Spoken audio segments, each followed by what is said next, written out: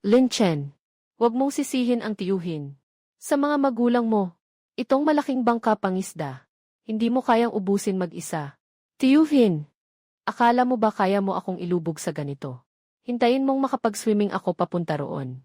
Tingnan mo kung paano kita ayusin. Sandali, ano iyon?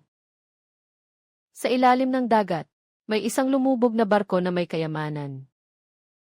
Puro mga gintong ingot at antigong bagay. Sa pagkakataong ito, yayaman ako ng todo. Hindi pwede, sobrang hirap na sa paghinga. Kukunin ko muna ang mga ito. Kailangan nang umakyat sa dalampasigan. Tio, akala mo ba'y mapipigilan mo ang aking buhay? Pupunta ako sa'yo para maghiganti. Yung batang si Lin Chen hindi marunong lumangoy. Kahapon, ang lakas ng alon. Sigurado akong nauna na siyang nalunod. Yung malaking bangka na iniwan ng kanyang mga magulang. Ako na ang bahala dito. Bilang tiyuhin. Tiyuhin. Akala mo makokontrol mo ang barkong iyon. Makokontrol mo ba ang buhay ko? Ikaw, hindi ka nasaktan. Kung ganon, swerte mo.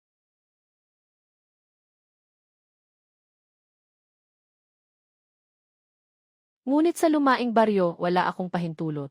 Kahit isang pirasong seafood. Huwag mong asahang maibibenta. Makinig kayong lahat sa buong baryo. Sino mang magtangkang humiram ng bangka, para kay Lin Chen na pumalaot, ay may problema sa akin. Gagawin kong, namatay sa gutom ang Lao Hai Village. Walang makitang lubid. Tio, akala mo ba hindi? Pwedeng pautangin ng buong baryo ang bangka sa akin. Ay mapipigilan ang aking pagkakataon na makabangon. Maghintay ka sa akin. Makikita natin.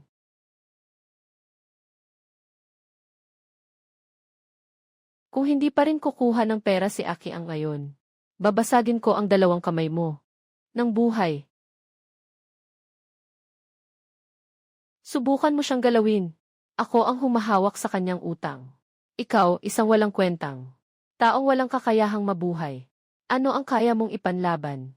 Sama-sama, sabay-sabay natin siyang batuhin. Alam mo ba ito? Ngayon, umalis ka na. Walang modo. Magiging kapahamakan natin ito. Ito ay isang malaking gintong bar. Sige, may tapang ka. Pero utang ang kailangan ni Akiang. Kailan mo balak magbayad? Sa loob ng 7 araw.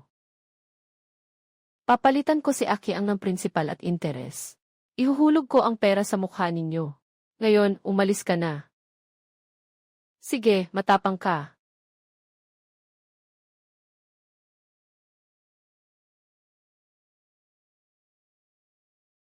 Chenje, nababaliw ka na. Kailangan mong bayaran ang mga utang sa loob ng 7 araw. Saan ka kumuha ng ganitong kalaking pera? Mabilis, tumakbo ka na. Sino ang nagsabing wala akong pera? Buksan mo ang iyong mga mata at tingnan mo. Ano ito? Paano ito posible? Chenji, saan ka nakakuha ng ganitong kalaking purong ginto? At perlas? Nakipag-alyansa si Aki sa akin. May hawak akong paraan para kumita. Na makakapagpalit ng kapalaran mo. Gusto mo bang sumali? Sige, Kuya Chen. Kahit buhay ko, hindi ako tutulong para bayaran ang utang mo. Ako si Aki. Ang buhay na ito ay sa iyo na mula ngayon. Hindi ko maitatanggi. May itinatago pa akong kayamanan sa bahay.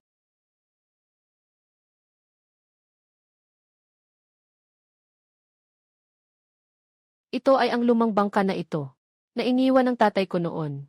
Maaari pa natin itong ayusin sa magdamag. Magandang lumang bangka na mailubid. Ngayon gabi magtatago tayo. At ayusin ang sirang barko. Bukas ng hating gabi, lalangway tayo para kunin ang aking yaman. Haha. Sundin mo lang ang sabi mo, Chen. Bukas ng hating gabi, lalangway tayo palabas. Gumawa ng malaking bagay. Ha ha ha ha.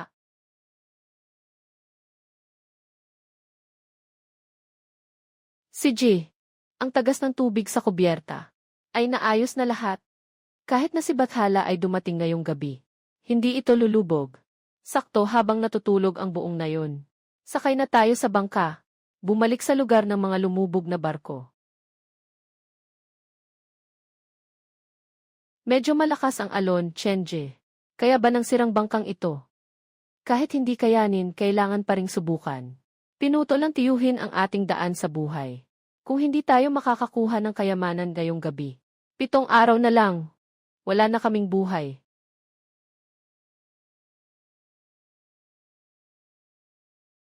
Tandaan mo ito, huwag kang bibitiw sa tali habang nasa barko ka. 3 beses lang akong hahila, saka ka na magpumilit na umakyat. Huwag kang mag-alala, Chen Kun. Basta nandito pa si Aki Angko. At may hininga pa siya. Hindi ko talaga pakakawalan.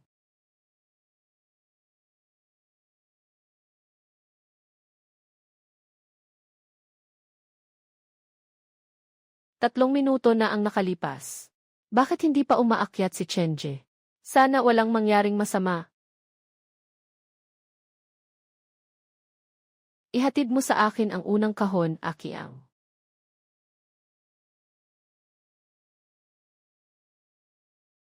Narito na, nagbigay ng senyales si Chenje. Ihataw mo na.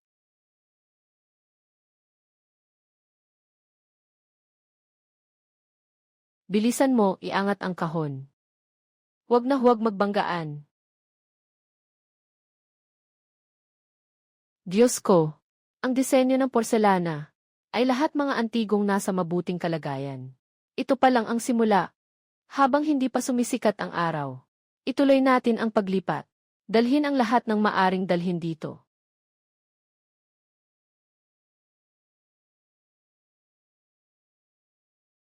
Ito ay tunay na Ming Dynastic Swan Official Kiln Blue and White Porcelain. Kayong dalawang taga-Bukirin, saan ninyo nakuha ang ganitong napakabihirang kayamanan? Ang may-ari ay hindi nagtatanong tungkol sa pinagmulan. Ang porselana ay maayos ang hugis. Makulay ang glaze. Malinaw ang ilalim. Ibigay mo ang presyo mo. Bata, hindi ko akalain na sa murang edad mo. Alam na alam mo. Ang proseso ng paggawa, noong panahon ng Swande, talagang nakakatakot ang mga kabataan ngayon. Ito ay kabuang 20,000 na pera.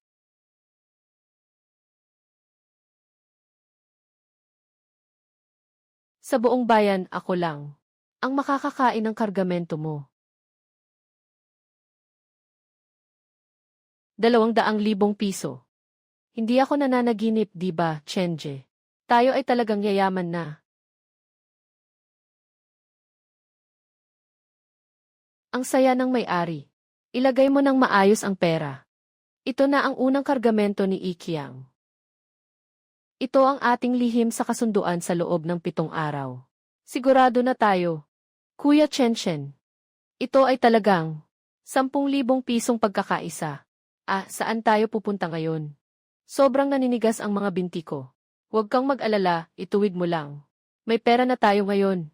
Bumili tayo ng sasakyan. Diretso sa Jialing 70. Mas madali na ang negosyo sa hinaharap. Tara na, mga taga-Bukirin, huwag kayong magulo. Ito ay bagong dating na Jialing 70. Isang sasakyan lang sa buong bayan. Kung masira ito, kaya nyo bang bayaran? Tumahimik ka. Nawalan ka ng mukha sa pambansang tindahan. Dahil sa iyo, nahihiya na kami. Buksan mo ang pinto at magnegosyo. Sino ang nagbigay sa iyo ng karapatan na pumili ng mga customer dito? Kapatid, ako si Shen Manking. Huwag mo na siyang pakialaman. Kailangan ng industrial ticket ang sasakyan na to. May hawak akong isa niyan. Pwede ko munang ipahiram sa'yo. Salamat sa tulong mo. Pero ang mga bagay na gusto ko, hindi na kailangang hingin pa sa iba. Pakiaprubahan ang mga kuota para sa akin. Bumili ng sasakyang ito. Sapat na ang pera at tiket ko. Ihanda ang pera para sa sasakyan. Nagawa na ang mga proseso. Ihawak ninyo ang resibo. Maaari ninyong itulak ang sasakyan.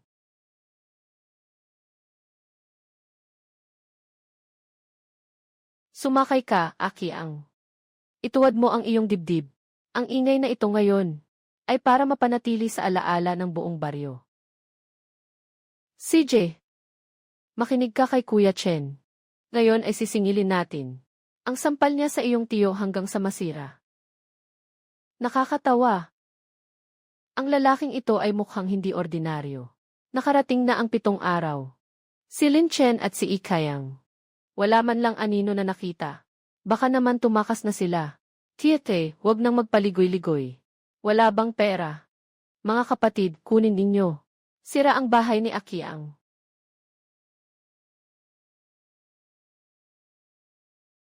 Sino ang nagsabing walang pera? Ngayon, babayaran natin ang utang na ito. Paano ito posible? Malaking motorsiklo. Kakaunti lang ang mayroon sa buong bayan. Ikaw na ulila. Saan ka nakakuha ng pera para bumili ng ganitong malaking bagay? Ito ang utang ko sa inyo. Na 12,000 piso. Kasama ang interes. Sa harap ng buong nayon. Kailangan mong bilangin ito ng tama. Zhan Jingliu. Bazan Jingji. Kaunlaran ng ekonomiya. Nabayaran na ang utang. Ibigay mo ang resibo ng utang. Ibigay mo ang resibo ng utang para sa pag-unlad ng ekonomiya. Paunlarin ang ekonomiya. Sa hinaharap sa lumaing baryo. Sino ang may lakas na galawin ang kapatid ko? Kahit isang daliri. Huwag mong sisihin ako kung ako'y magiging masungit. Huwag kayong maligaw ng landas. Palagi namang hindi maganda ang kanyang kalagayan. Bakit bigla siyang nakabili ng mga ito? Ang pinagmulan ng perang ito. Maaaring may problema. Huwag kayong madamay sa mga bagay na kanya.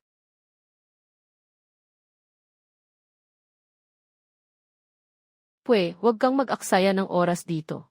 Sabi ng mga hindi nakakakain ng ubas, maasim ang ubas. Si Lin Chen ay ganito. May kakayahan siyang kumita ng malaking pera. Hindi katulad mo na kahit pamangkin mo, pinapahamak mo. Tiyo, hindi mo na kailangang sumigaw sa lahat ng dako. Itong baboy ay akin, si Lin Chen. Sarili kong pera ang ginastos ko para bilhin ito. Walang ibang intensyon. Ngayon kakain tayo ng karne. Aking imbitahan ang buong baryo. Maliban lang sayo. Dali, Lola Wang, kunin mo na. Sabi ni Chen. Noong araw, tumulong ka sa amin. Nagsalita ka tungkol sa konsensya ng mga kabaryo. Lahat may karne na kakain. Tungkol sa ilang mga masamang tao na gustong saktan ang kanilang sariling pamangkin. Huwag nang umaasa na makakakuha ng kahit isang balahibo ng baboy. Huwag nang umaasa na makakakuha ng kahit isang balahibo ng baboy. Ha ha ha. Itong karne, ako ang magpapakain sa buong baryo. Ako si Lin Chen. Ngayon, ipapakita ko sa ilang tao. Hindi mo mapipigilan ang aking pag-alis. At huwag mong asahang muling umupo sa ibabaw namin. Tito, buksan mong mabuti ang mga mata mo at tingnan ng malinaw. Mula ngayon, ang lumang baryo ng Hai. Ako ang magpapasya, si Lin Chen. Si Lin Chen, ang mahirap na walang kwenta. Siguradong may daya ito. Gusto kong makita ngayong gabi. Kung saan galing ang pera niya. Yung matandang tiyuhin ni Chen. Ay nandyan lang. Sa labas, nagmamasid. Kailangan nating magmadali. Umalis na tayo sa dagat.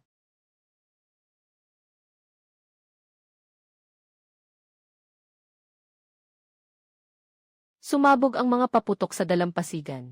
Siguradong akala ng tiyuhin mo na nahulog tayo sa bitag sa bakuran. Bantayan ang bangka, ngayong gabi ay magpupunyagi tayo. Ganap na magbabago ang Laohai Village.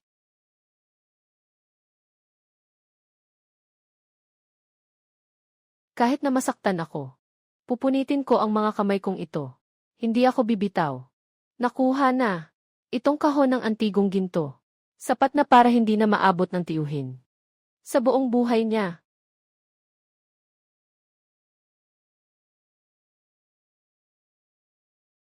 Kapatid, talagang nagawa natin ito.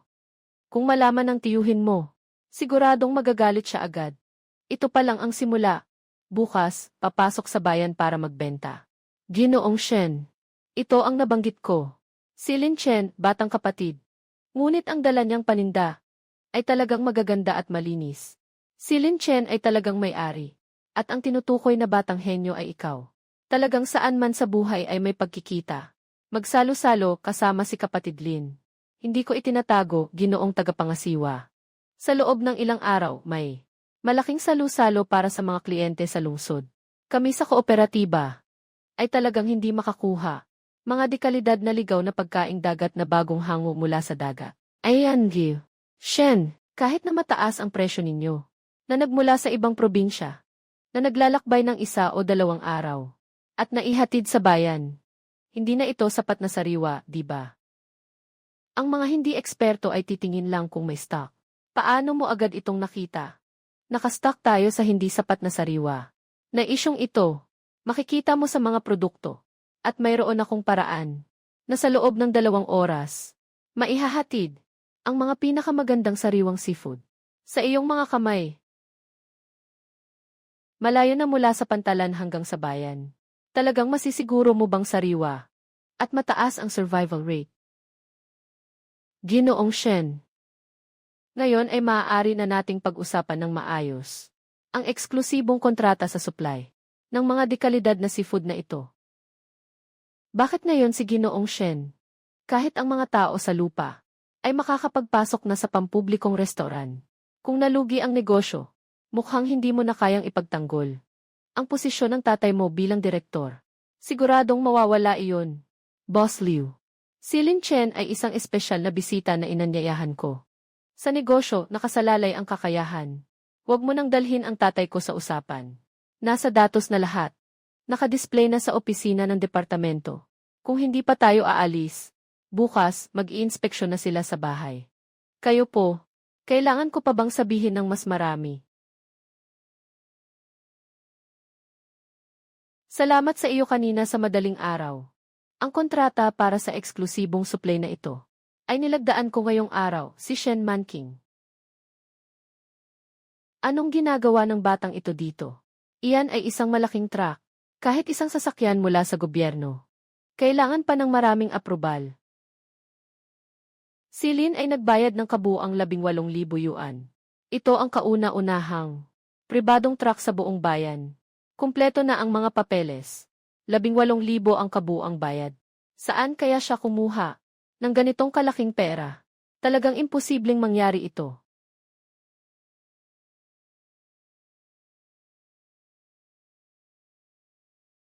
Talagang epektibo ang lihim na paraan.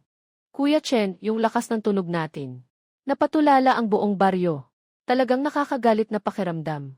Simula ngayon, si Ikyang. Para sa espesyal na supply ng Haiti, kami ang magdadala ng mga seafood mula sa lungsod. Lin Chen, sa mata mo, may natitira pa bang mga alituntunin ng Haiti?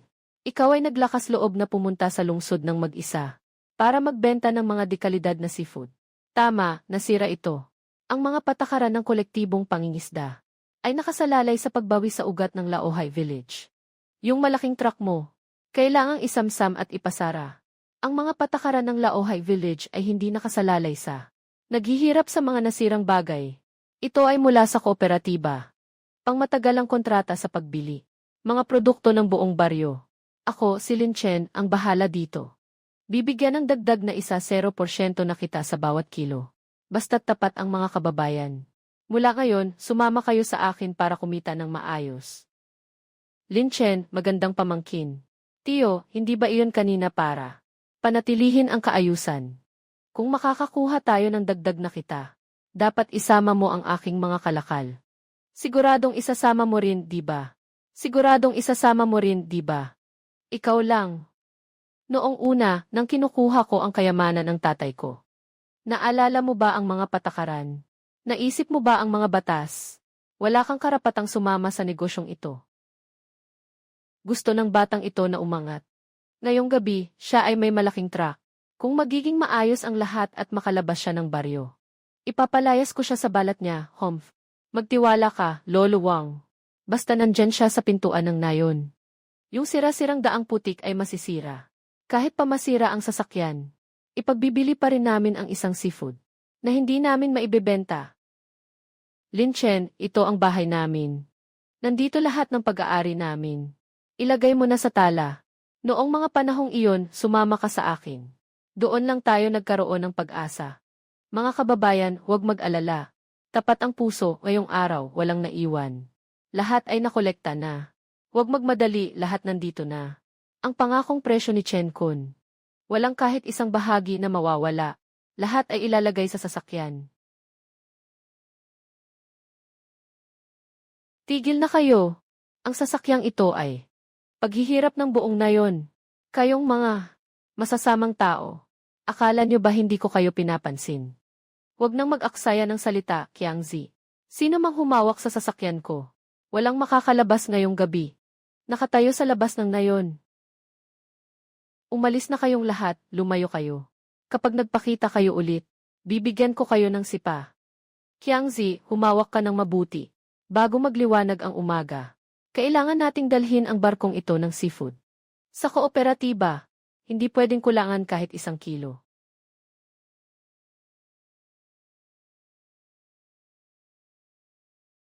Sa oras na napag-usapan ni Miss Shen, dumating ang mga paninda ng eksakto.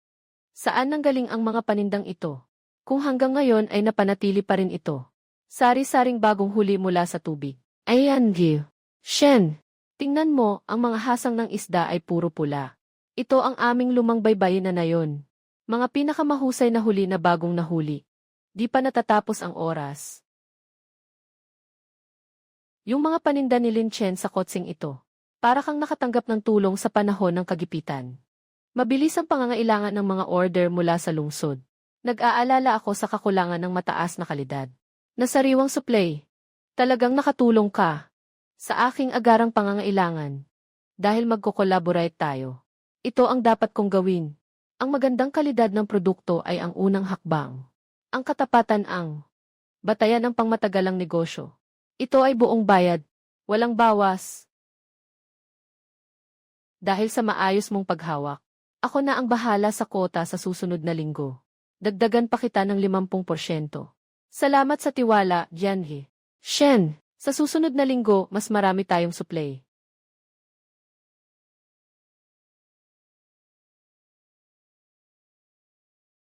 Sandali lang, kapatid. Yung mga inalis nyo ay mga ligaw na isda mula sa malalim na dagat. Ang ganitong uri ay wala na sa lugar natin. Sa loob ng ilang taon. Boss, tayo ay seryosong nagnenegosyo. Ano ito? Kapatid, kukunin ko ang kargamentong ito. Kunin mo ang lahat ng kailangan mo. Madali lang pag-usapan ang presyo. Boss Wang. Sa negosyo, mahalaga ang unang dumating, unang maservisyuhan. Nangako na ako sa kargamentong ito. Unang ibigay kay Jan. Shen, ngunit, itong ligaw na isda, talagang mayroon akong paraan. Maaari kong maglaan ng isang bahagi ng kota para sa iyo. Boss Wang, mukhang nakatagpo ka ng may alam. Lin Chen, ang galing mo sa negosyo, mas matatag ka pa sa akin. Magandang prinsipyo ng kabataan. Ako, si Wang, pinakamahilig akong makipag-ugnayan sa iyo. Sa ganitong tao, kaya't hintayin mo ang balita namin tungkol sa Yellow Croaker sa susunod na linggo. Boss Wang, huwag kang mag-alala. Basta't sinabi ni Chenji, siguradong magiging masaya ka. Bakit ang bilis ng pagbabalik ng sasakyan na ito? Hindi ba't may nangyaring gulo kagabi? Magkalat-kalat kayo. Si Chenji ay nagdala ng lahat ng pera mula sa kanyang pagbabalik. Lahat ng nakaharang umalis na. Tahimik tayong lahat. Yung nag-supply sa akin kahapon. Kahit anong isda, hipon o kelp. Walang kulang sa 1 kilo. Ngayon, magbabayad tayo dito. Huwag kayong magsiksikan, magpila ng maayos. Sundin ang ayos. Sabi ni Brother Chen, walang makakalagpas sa kanya. Tito Lao Chen. Ito ang bayad mo kahapon. Sige na. Salamat, Lin Chen. Talagang salamat. Talagang salamat. Yung pera, ito. Ito ay ilang buwan na supply ng pagkain para sa atin. Talaga namang ikaw ay isang tagapagligtas ng Old High Village. May kulang pa ba sa bahay? Sabihin mo lang sa akin sa susunod. Lin Chen, maganda ang laban na ito na pinangunahan mo ngayon. Pero nag-aalala ako. Sa mga taong ang apelyido ay Wang, hindi nila gustong makita kang umuunlad. Baka mabilis silang magdulot ng gulo. Mag-alala ang punong barangay. Gusto nilang kontrolin ang supply ng kalakal. Para mapigilan ka, ako na ang mauuna sa kanila. Itayo ang mga alituntunin. Mayroon tayong magandang mga produkto mula sa dagat. Walang makakapigil sa ating kabuhayan. Ilang pera ang ibinayad sa iyo ni Lao Chen Lin Chen? Magbabayad ako ng doble. Ibigay mo na sa akin ang kalakal na ito. Lahat tayo ay magkakakilala sa bayan. Sino ang makikipag-away sa pera? Boss Wang, hindi ito maganda. Nakaayos na kami ni Lin Chen.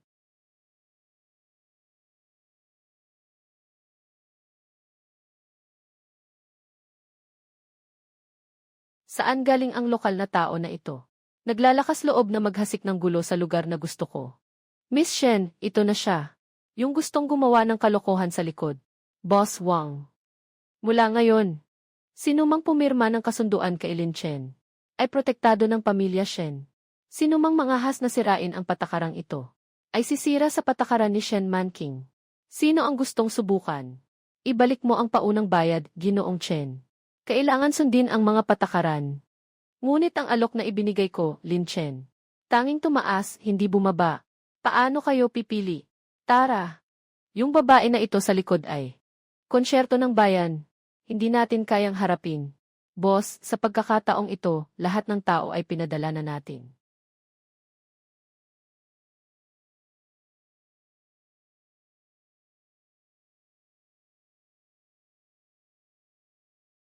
Ay, mag-ingat.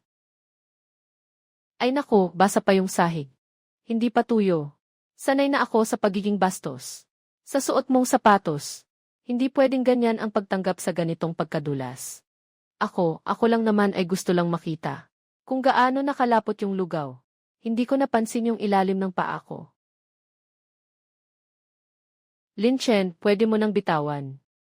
Miss Shen, pasensya na. Hindi ko sinasadya kanina. Natakot lang akong mahulog ka. Dito sa masikip na lugar na ito. Wala akong gaanong kontrol. Walang anuman. Ako ang masyadong nagiging careless. Talagang masarap ang lugaw ngayon. Pero tungkol sa nangyari kay Lin Chen, huwag mong ipagsabi sa kahit sino. Kahit kay Akiang. Huwag kang mag-alala, yan. Shen, bagaman isa lang akong simpleng tao. Alam ko naman kung ano ang dapat sabihin. At kung ano ang hindi dapat sabihin. Kagaya ng nangyari kanina. Itatago ko na lang sa loob ko.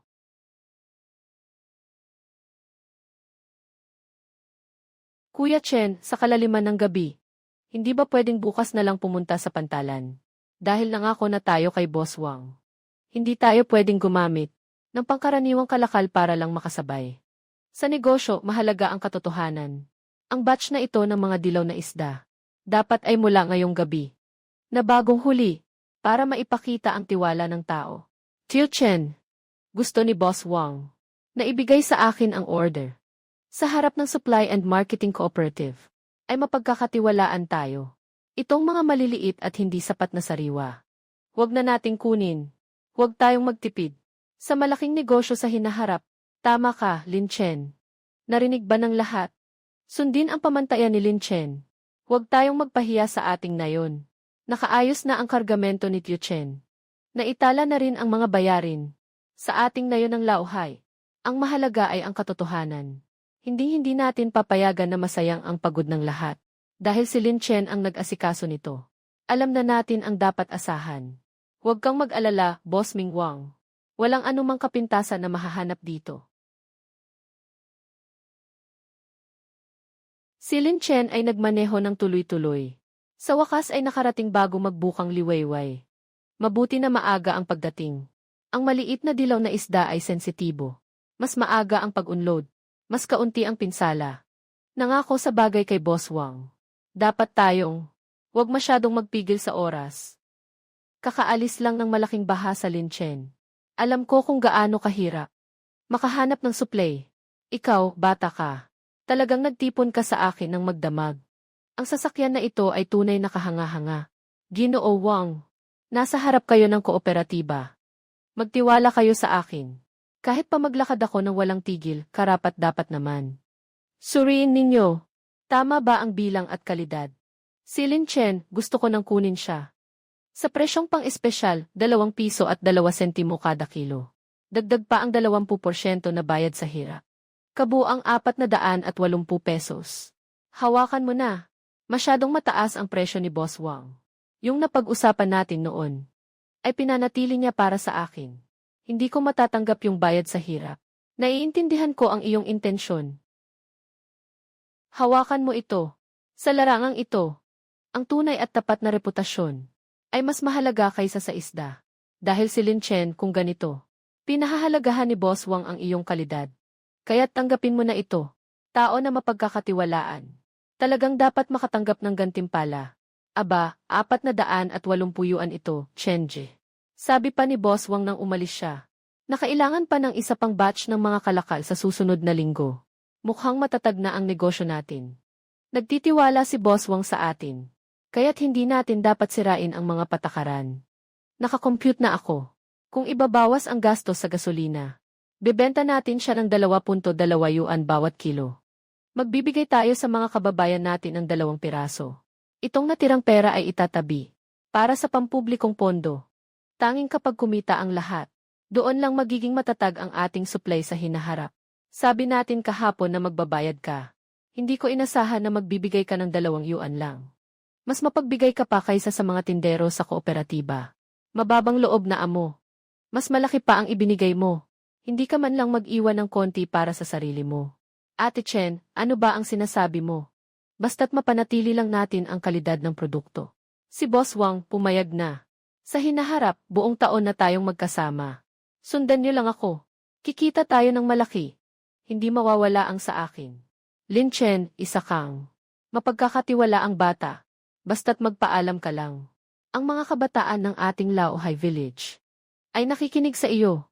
Ate Chen, ito ay simula pa lamang. Dahil ako si Lin Chen at nangunguna, hindi ko hahayaan na mag-aksaya ng oras ang lahat. Hindi ako nagkamali. Sa mundong ito na puno ng talino at mga pakana, ang kababaang loob na ito sa kredibilidad. Ang tunay na kahanga-hanga, yung batang ito umaasa sa suporta ni Boss Wang. Kinukuha niya lahat ng supply sa baryo. Hindi pa nga tayo binibigyan ng kahit isang supot ng sabaw. Basta bukas ng umaga, kapag sinuri ni Boss Wang ang mga paninda, at may makita siyang isda na may problema, lalugmok ng tuluyan ang reputasyon nitong tindahan. Sa hinaharap, tayo pa rin ang may negosyo nito. Huwag mag-alala, may nakahanap na ako ng tao. Sa likod ng pader ng kanyang bodega, may maliit na butas. Bukas ng gabi habang madilim, maglalagay tayo ng kaunting bagay sa loob para maging mabaho ang kanyang mga produkto. Chenje, masyado ka bang sensitibo? Sino sa nayon na ito ang magtatangkang galawin ang ating mga kalakal? Sa mundong ito, maraming tao ang hindi makatiis sa kabutihan ng iba. Hindi ako kampante sa taong iyon ang tiyuhin. Ngayong gabi, magbabantay tayo ng palitan. Kung talagang may gustong galawin ang grupong ito ng isda, tiyak na pagsisisihan nila ito. Walang gagalaw. Ang kargamento na ito ay akin. Nilagdaan ni Lin Chen at Boss Wang ang kasunduan. Ito ay para sa nayon ng Laohai. Ito ang kabuhayan ng lahat ng mga kababayan.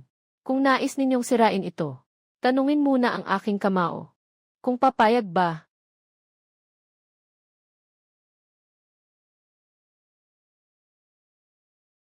Mga kababayan, ito ay mula kagabi. Gusto nilang maglagay ng bagay sa ating isda. Kapag naipasa ang gamot na ito, lahat ng kargamento ay masisira. Sino ang sumira sa ating kabuhayan? Hindi ako, si Lin Chen, papayag dito. Si Lin Chen kagabi. Yung 2 batang iyon ay umamin. Sila ay pinangunahan ng iyong tiyuhin. Tara na, harapin natin siya. Sinalba ni Lin Chen ang negosyo ng ating nayon. Ito ay isang malaking kontribusyon. Bilang isang nakatatanda, bakit kapag gumagamit ng mga maruming taktika, sinisira mo ang reputasyon ng buong nayon? Paano mo ito maipapaliwanag? Sa mga ninuno ng Laohai Village, punong barangay, nagkamali lang ako ng isang beses. Dapat sa akin ang negosyo na to. Ang alituntunin ay alituntunin. Sa lumang baybayin, sino ang nagsira sa kabuhayan ng lahat, barangay? Iyon ang nagwasak sa pundasyon ng barangay. Ngayon, humingi ka na ng tawad kay Lin Chen. Magbayad ka ng danyos. Salamat sa iyo, punong baryo, sa iyong makatarungang pamumuno. Mabuti na may tulad mong kabataan na nangunguna. Nakapagpapalakas ng loob ang lahat ng mga kababayan. Ako si Lin Chen, nagnenegosyo. Upang makasama kayong lahat. Na kumita ng kaunting pera. Basta't tayo'y sumusunod sa batas at tapat. Bukas ang pinto ng aking bodega. Palaging bukas para sa mga tao ng Laohai Village. Pambansang antas ng probinsya. Mga suplay ng hotel. Kaya mo bang tanggapin ito? Miss Shen, tinanggap ko ang usaping ito ng probinsya. Ngunit dapat kong sabihin ng maaga. Ako si Lin Chen sa aking mga gawain. Ang kalidad ng mga produkto ay hindi dapat bumaba. Basta't may daan. Sisiguradong makakapasok ako sa probinsya. Lahat ng dala ko ay mga hindi mo makikita na mga pangmatagalan. Sa mga hotel sa probinsya, mga bihirang bagay na hindi mo mahahanap. Marami ako nito, basta't mapanatili ko lang ang teritoryong ito. Ang negosyo sa kabisera ay tiyak na nasa kamay ko, si Lin Chen. Lin Chen, gaano pa ba ang mga sorpresa na itinatago mo sa akin? Ang kabisera ay mukhang magugulo mo. Si Chen Jie ay talagang nasa kabisera. Hindi ito sa bayan natin. Yung maliit na sapa. Talaga bang balak mong dalhin ang lahat doon para makipaglaban sa mga tao sa lungsod? Si Akiang ay may itinatagong lihim. Basta't nandyan pa yung kayamanan sa ilalim ng bangka. Tayo ay maglakbay sa kabisera, magbago ng lahat. Kaya pa rin tumayo ng matatag. Lumalabas sa dagat. Ginoong Miss Shen, dinala mo ang mga taong ito dito sa akin para maghatid ng panauhin natin. Kung ang mga ito ay parang patay na isda o bulok na hipon.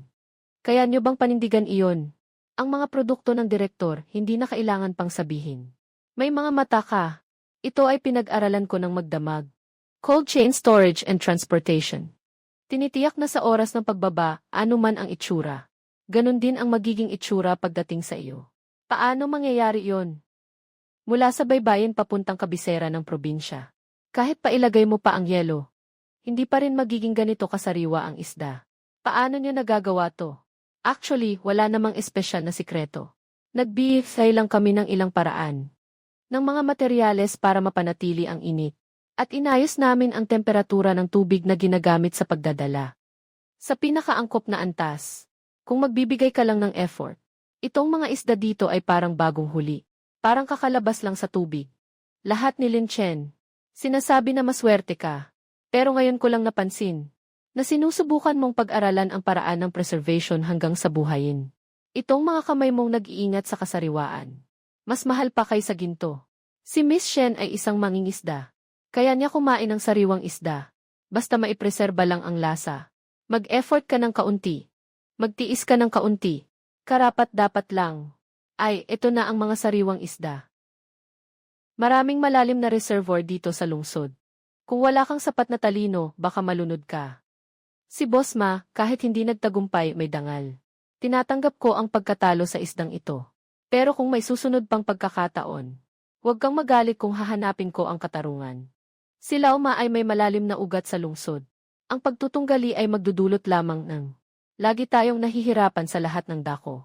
Gusto mo bang maghanap ako ng tao para makipag-ayos? Ang umaasa sa ibang tao para makipag-ayos ay palaging pasibo. Basta't hawak ko ang sitwasyon. Gagawin kong perpekto. Hindi nila ako mahahawakan. Ang pinakamagandang laban sa negosyo ay ang palakihin ang agwat. Huwag silang makahabol. Ang sariwang ito, kahit parang bagong huli lang mula sa dagat. Yung mga patay na isda at bulok na hipon nila kung ikukumpara dito, para lang itong basura. Director, tayo ay nagnenegosyo. Napakasimple ng mga patakaran. Basta't may puso kang gawin ng maayos ang trabaho. Walang paraan na makakapigil dito. Ang mga kargamento na ito, hayaan mong kumain ang mga bisita ng walang pag-aalala. Lin Chen, para sa negosyong ito, halos ibinuhos mo na ang buhay mo. Kaka-establisar lang ng tindahan sa probinsya. Bakit ka naman nag-aabalang gumawa ng ganitong kalaking negosyo? Ayan, Gil. Shen, basta't umandar na ang lokal na malamig na imbakan na ito. Mas marami tayong may bebenta at masariwa, basta't makapagpatuloy ang negosyo. Ano namang hirap ito? Dahan-dahan ka lang kumain, walang nakikipag-agawan sa'yo. Ang negosyong ito ay walang katapusang kita. Napakapursigido mo. Ano ba talaga ang dahilan? Para ipakita sa iba? O para mapahanga mo ako? Ginoong Shen, hindi ko naisip ang mga iyon. Nais ko lang isipin na dahil nagtitiwala ka sa akin. Hindi kita pwedeng hayaan na malugi. At lalong hindi kita pwedeng maliitin. Lin Chen, ang teknolohiya na hawak mo, dapat ay para sa kolektibo. Limitahan ka ng 3 araw. Para turn over ang mga plano at kagamitan sa temperature control. Buong buo. Kagawad Chen, ang planong ito ay iniwan ng mga magulang ko. Siya ay pag-asa ng ating bayan, ang Laohai. Para sa mga kapatid na ito, hindi ko maibigay ang mga bagay. Ito si Ginoong Gyu, na nabanggit ko sa iyo. Si Lin Chen. Salamat sa kanya, naayos niya ang sitwasyon. Boss Gu, magandang araw. Matagal ko nang narinig ang iyong pangalan. Lin Chen, yung paraan mo sa kontrol ng temperatura. Maraming tao sa lungsod ang nakatingin. Sa harap ng utos na ito ng administrasyon. Anong balak mong gawin? Boss Gu, iyon ang buhay ko. Sino ang may gustong agawin iyon? Kaya kong makipagsagutan sa kahit sino. Kahit na hindi na ito negosyo. Hindi ako kailanman magpapakumbaba. Ibigay ang plano. Haha, ang galing ng walang pagpapakumbaba. Kapatid na Lin, ako ang bahala dito, si Guyuntian. Sa susunod na magnegosyo tayo dito. Walang sinuman ang mangahas na gamitin ang dokumentong iyon. Para i-blackmail ka. Kuya Gu, pinahahalagahan mo ako. Kaya't ako, si Lin Chen. Sa buhay na ito ay kikilala sa iyo bilang kapatid. Mula ngayon, sama-sama nating palakihin at patatagin ang negosyong ito. Kapatid Lin, tayo'y magsanib puwersa. Sa pamilihan ng mga produktong dagat sa probinsya. Kailangan itong magbago, basta't matatag ang pundasyon. Hindi lamang simula ito para sa probinsya. Sa hinaharap, ibebenta natin ang mga produkto ng Laohai Village. Sa buong bansa, tumaas ang presyo ng lupa, prepayment para sa cold storage. Kailangan bayaran ng buo agad. Nasira ang chain ng pondo.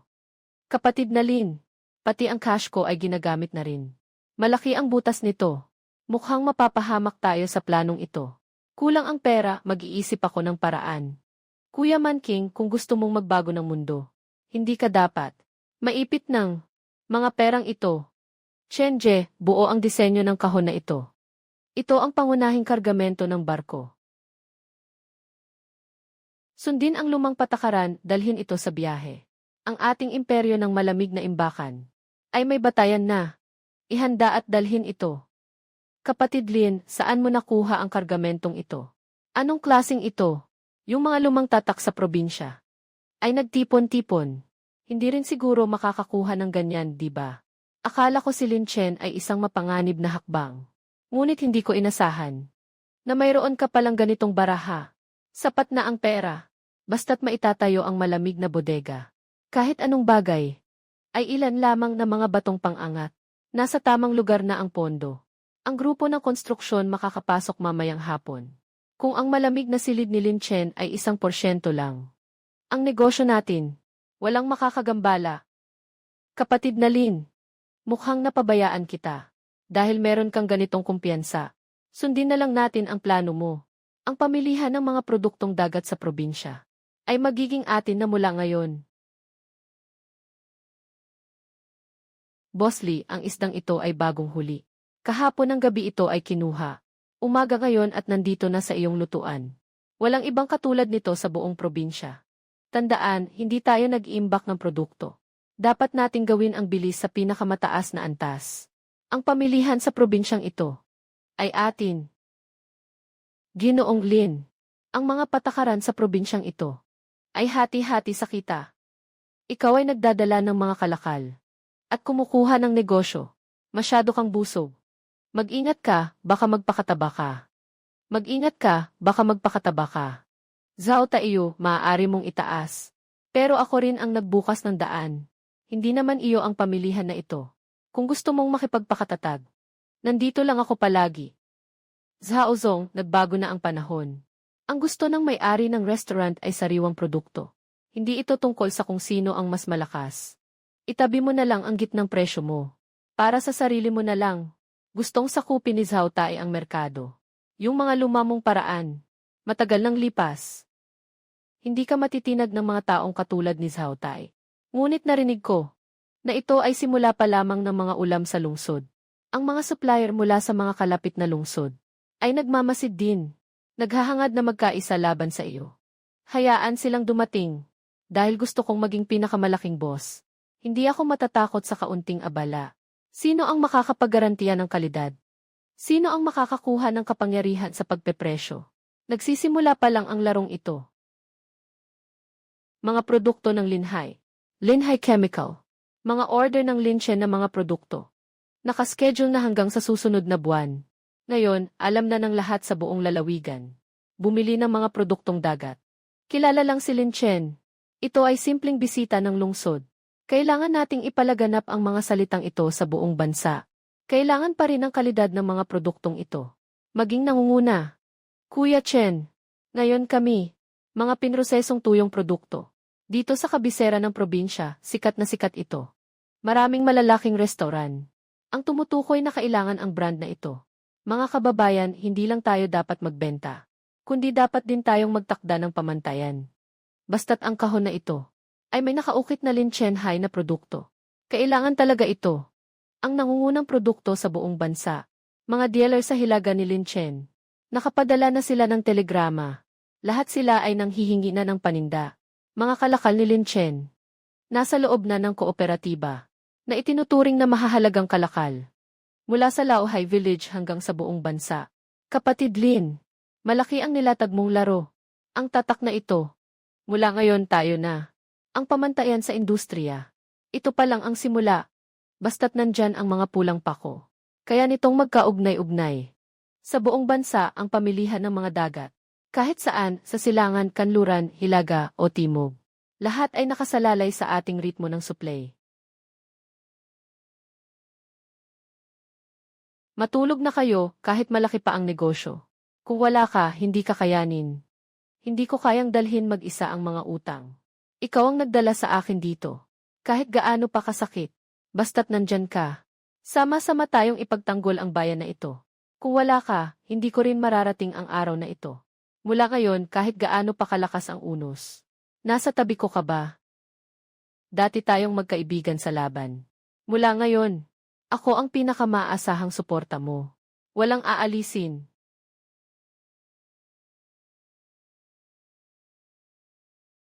Ang negosyo ay pundasyon. Si Man King ay buhay. Engagement ngayon. Itong si Lin Chen Hai. Kaming mag-asawa ay mananatili magkasama habang buhay. Mahaba pa ang buhay. Sama-sama nating ipalaganap ang karatulang ito. Sa buong bansa. Sa buong bansa. Ang batch na ito ng mga kalakal ay ipapadala sa regional na hub. Basta't matiyak na ito ay maihahatid. At sariwa pa. Tayo ay talagang makakapagbukas ng pintuan sa hilaga. Lin Gong Hai Hua. Mas mataas ang gastos na ito ng 3 beses kumpara sa mga tuyong produkto. Kung magtatagumpay, tayo ang magiging kauna-unahang gumagawa ng sariwang produkto na direktang naihahatid. Boss Lin, kukunin ko ang karapatan sa pamamahala sa lugar na ito. Nandito na ang pera ko. Isang patakaran lamang. Panatilihin ang kalidad at dami. Sino ang sumira sa tatak ni Lin Chen Hai? Ako, si Lin Chen, ang unang magtatanggal sa sinuman. Kapatid na Lin, hindi na kayang makahabol ang manu-manong pag-iimpake. Kung hindi tayo magpapabilis, mawawalan tayo ng supply. Hindi lang pagpapalawak ng pabrika. Kailangan din bumili ng makina. Ang layunin namin ngayon ay gawing pangunahing supplier ng buong bansa ang produktong ito ni Lin Chen Hai. Sa mga kooperatiba, kayo, ako, si Lin ang negosyo ko. Hindi kailanman para sa sino ang makikipag-agawan sa pagkain, kundi palakihin ang lutong ito. Sino ang gustong sumama, sama-sama tayong yumaman. Yung gustong magulo, mag-isip ka muna kung kaya ba ng produkto mo. Ang pagsusuri ng pambansang merkado.